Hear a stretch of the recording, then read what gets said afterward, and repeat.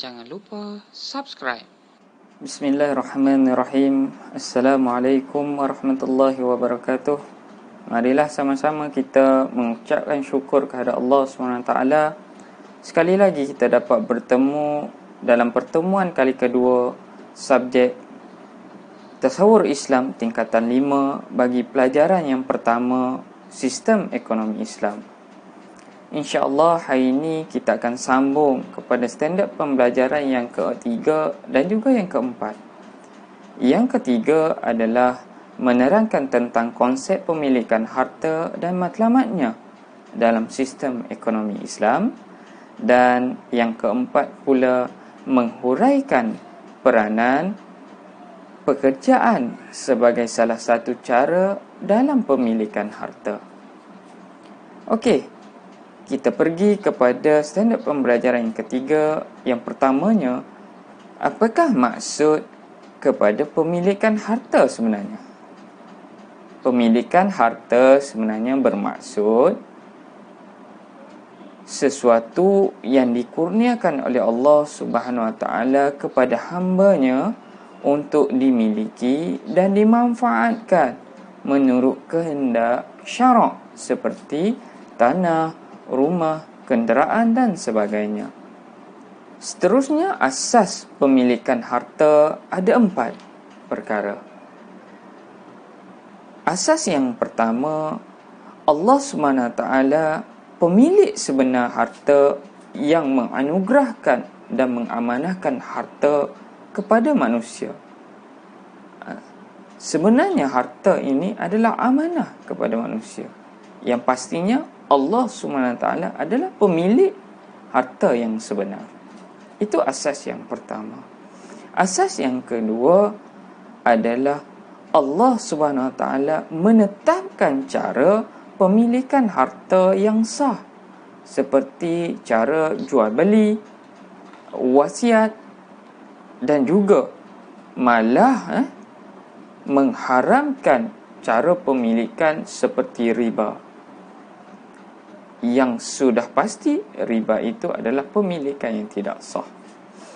Yang ketiga pula, asas pemilikan harta yang ketiga adalah Allah Subhanahu Wa Taala memerintahkan manusia untuk berusaha memiliki harta bagi memenuhi keperluan asasi kehidupan mereka. Dan asas pemilikan harta yang keempat adalah Allah SWT telah menetapkan cara membelanjakan harta secara berhemah, seperti larangan melakukan pembaziran. Malah Islam melarang kita bersifat bakhil dalam membelanjakan harta. Kita berpindah kepada jenis pemilikan harta. Jenis pemilikan harta untuk makluman ada 3 jenis. Jenis yang pertama, hak milik individu. Yang kedua, hak milik umum.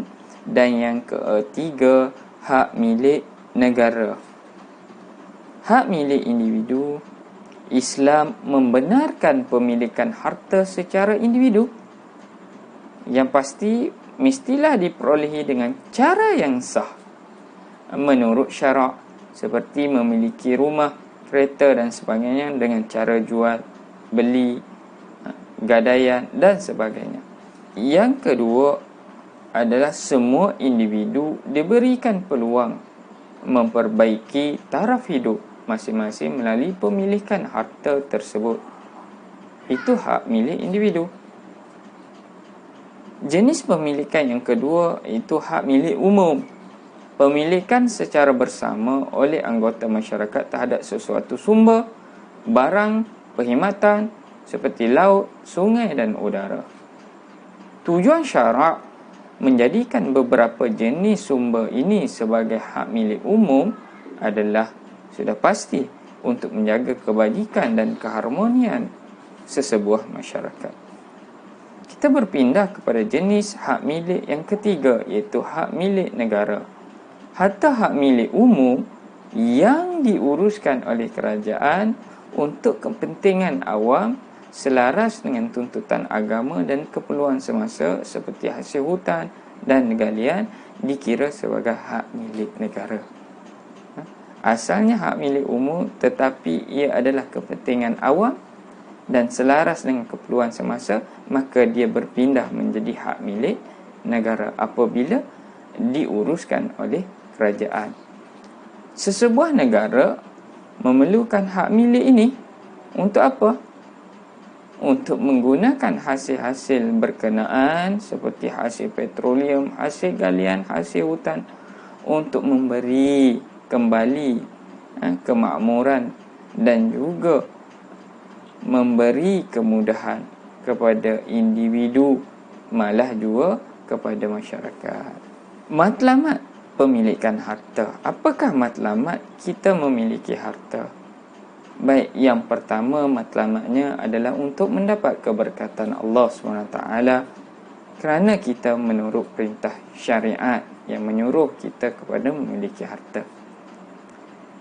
Yang kedua, matlamat memiliki harta adalah untuk menjamin keselamatan hidup di dunia dan juga di akhirat. Dan matlamat yang ketiga, demi membangunkan ekonomi umat Islam. Dan yang terakhir, matlamat yang keempat, pemilikan harta, matlamatnya adalah untuk mengelak daripada berlakunya penindasan dan kezaliman. Seterusnya kita berpindah kepada standard pembelajaran yang keempat, iaitu menghuraikan peranan pekerjaan sebagai salah satu cara dalam pemilikan harta. Nak dapat harta, kita bekerja. Apakah maksud pekerjaan menurut Islam? Maksud pekerjaan ialah satu kegiatan yang dilakukan bagi mendapatkan sumber pendapatan dan memiliki harta dengan cara yang halal. Apakah peranan pekerjaan? Peranan pekerjaan adalah ada 4. Memenuhi tuntutan ibadat kepada Allah, pekerjaan ibadat ya. Yang kedua, menunaikan tanggungjawab bagi memenuhi keperluan asasi kehidupan individu dan keluarga. Tanggungjawab kita kepada diri kita dan juga keluarga. Yang ketiga, peranan pekerjaan adalah untuk meningkatkan taraf sosioekonomi individu, masyarakat, malah untuk negara, untuk menaik taraf kehidupan kita. Yang keempat, peranan pekerjaan adalah untuk meningkatkan pembangunan ekonomi negara. Kita teruskan dengan ciri-ciri pekerjaan menurut Islam. Yang pertama, pekerjaan yang halal menurut kehendak syariat, pekerjaan yang menjaga ketenteraman awam, memastikan keselamatan diri dan orang lain, dan yang terakhir adalah mengambil berat tentang ibadat. Dalam bekerja, pastikan ibadat wajib dilaksanakan seperti solat, puasa dan sebagainya. Seterusnya, etika kerja menurut Islam. Ikhlas bekerja kerana Allah SWT. Innamal a'malu binniyat. Yang kedua, amanah ketika bekerja seperti tidak menipu, tidak mengambil rasuah dan sebagainya. Tekun bekerja supaya memperoleh hasil yang diberkati oleh Allah SWT. Yang keempat, sentiasa akur terhadap arahan ketua selagi mana tidak bercanggah dengan syarak. Yang kelima, bekerja sama untuk meningkatkan produktiviti agar mencapai piawai dan kualiti yang ditetapkan. Dan yang terakhir, etikanya adalah mesti berdisiplin dan menepati masa agar kerja dapat disiapkan pada masa yang telah ditetapkan. Sebab-sebab Islam menuntut umatnya bekerja. Pertama, bekerja merupakan ibadat yang diberikan pahala. Siapa tak nak rugi? Yang kedua, memudahkan pekerjaan sebenarnya memudahkan umatnya menunaikan ibadat. Seperti berzakat. Dengan bekerja, dapat keuangan, uang dapat berzakat. Yang ketiga, memenuhi keperluan hidup seperti makanan dan tempat tinggal. Yang keempat, mendapat penghormatan daripada masyarakat kerana mempunyai sifat tanggungjawab. Dan yang terakhir, sebab Islam menuntut kita bekerja adalah demi memperolehi keberkatan daripada Allah kerana melaksanakan ibadat fardu ain. Kebaikan bekerja menurut Islam. Apakah baiknya bekerja?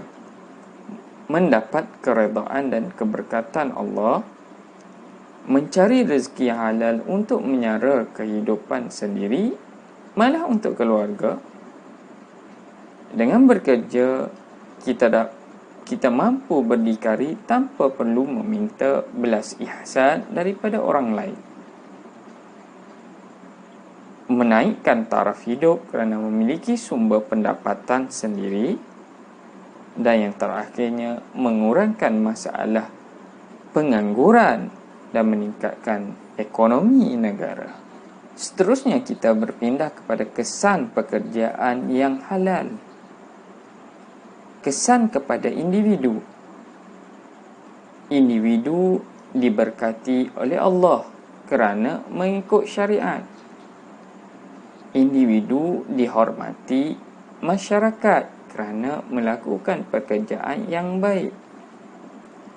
Kesan pekerjaan yang halal kepada masyarakat pula, masyarakat berada dalam sejahtera kerana diberkati oleh Allah. Masyarakat maju kerana menjalankan kegiatan ekonomi dengan adil.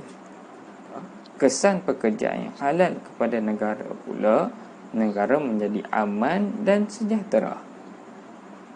Negara akan menjadi contoh kepada negara yang lain. Berpindah kepada kesan pekerjaan yang haram kepada individu. Dilaknati oleh Allah SWT kerana mengingkari syariatnya. Pekerjaan haram juga menyebabkan individu dibenci oleh masyarakat kerana melakukan kerja yang terkutuk. Pekerjaan yang haram juga memberi kesan kepada masyarakat seperti masyarakat akan berada dalam huru-hara kerana dilaknati oleh Allah. Masyarakat berada dalam keadaan mundur kerana kegiatan ekonomi yang dicemari dengan unsur negatif. Mencuri, merompak, semua itu adalah haram. Malah memberi kesan kepada negara seperti negara menjadi kucak-kacir. Negara tercemar imejnya kerana mengamalkan amalan yang buruk di mata dunia. Kita pindah kepada implikasi ataupun kesan buruk hidup tanpa pekerjaan. Individu akan menjadi jiwanya resah kerana mengalami kesempitan keuangan. Dibenci masyarakat kerana sering meminta-minta. Masyarakat pula menjadi masyarakat yang penuh dengan gejala sosial seperti budaya melepak. Masyarakat berlaku masalah jenayah seperti mencuri, merompak, rasuah. Kerana apa? Kerana tiada pekerjaan. Implikasi kepada negara pula disebabkan tanpa bekerja ini adalah merugikan kerja yang menyebabkan ekonomi merosot. Yang kedua, ekonomi negara merosot disebabkan hilang sumber pendapatan. Sekadar itu sahaja untuk hari ini, dua tema yang kita fokuskan. Yang pertama ataupun standard pembelajaran yang ketiga iaitu menerangkan tentang konsep pemilikan harta dan matlamatnya. dalam sistem ekonomi Islam. Dan yang keempat adalah menghuraikan peranan pekerjaan sebagai salah satu cara dalam pemilikan harta. Saya harap dengan apa yang kita pelajari tadi boleh dijadikan rujukan dalam kehidupan kita untuk memastikan kehidupan kita berlandaskan syariat Islam. Dalam urusan pekerja, dalam urusan kehidupan, semuanya berpandukan dengan panduan yang telah diajar oleh Islam. Sekadar itu untuk hari ini. Wabillahi taufiq wal hidayah. Wassalamualaikum warahmatullahi wabarakatuh.